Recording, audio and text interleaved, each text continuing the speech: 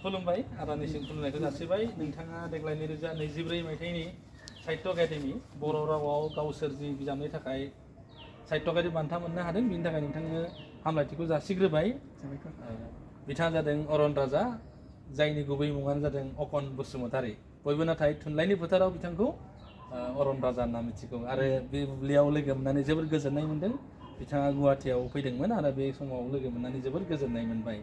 नोंथाङा साहित्य एकाडेमि बान्थाखौ मोननानै माबायदि मोनदों दा बे बेलायाव आङो मोनसे बाथ्राखौ बुंनो लुबैदों फांसे बिफांखौ गायोब्ला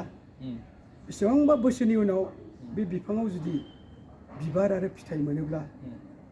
जेरै बै बिफांखौ गायगिरि बिगोमाया गोजोनो थिग दिनै आंबो बेखौ गोजोनदों बेखौ आं बुंनांगोन माने खोब गोजोननाय मोनदों आं साबायखर जासिदों बै साहित्य एकाडेमि बान्था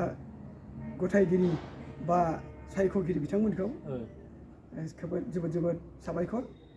आरो जोंनि फरायगिरिफोर जायफोर आंनि सल'माफोरखौ आंनि सुंद' सल'खौ फरायनानै बोजबदों आं जेब्लाबो साबायखर जासिगोन नोंथाङा मा बिजाबनि थाखाय मोनदों एसे फोरमायना होदो आंनि बान्था मोननाय बिजाबनि मुङा जाहैबाय सोरनि थाखाय बियो आंनि 13थि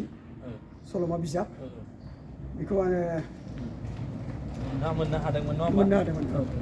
13थि माने सल'मा बे बिजाबा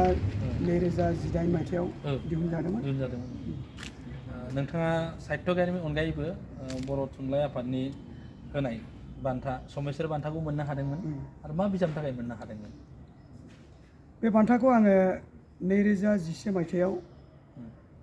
आंनि सल'मा रुगुं सौहै सायखं बे सल'मायाव आङो मोननो हादों बेखौ आङो वेस्ट बेंगल सेकामारियाव जानाय जि बर' थुनलाइ आफादनि जथुम बेयाव आं नाजावनाय जादों गोजोननाय थाबाय बेखिनि समखौ होनायनि थाखाय दान्दिसे नोंथांनिसिम फिन हामलायनायखौ जासिबाय नोंथाङा इयुनाव आरोबाव दैलांबाय थानो हाथों सोरजिबायना थानो हाथों आरो जोंबो नोंथांनि सोरजिनायखौ फरायनो मोनबाय थाथों बेखौनो मिजिंथिबाय गोजोन्थों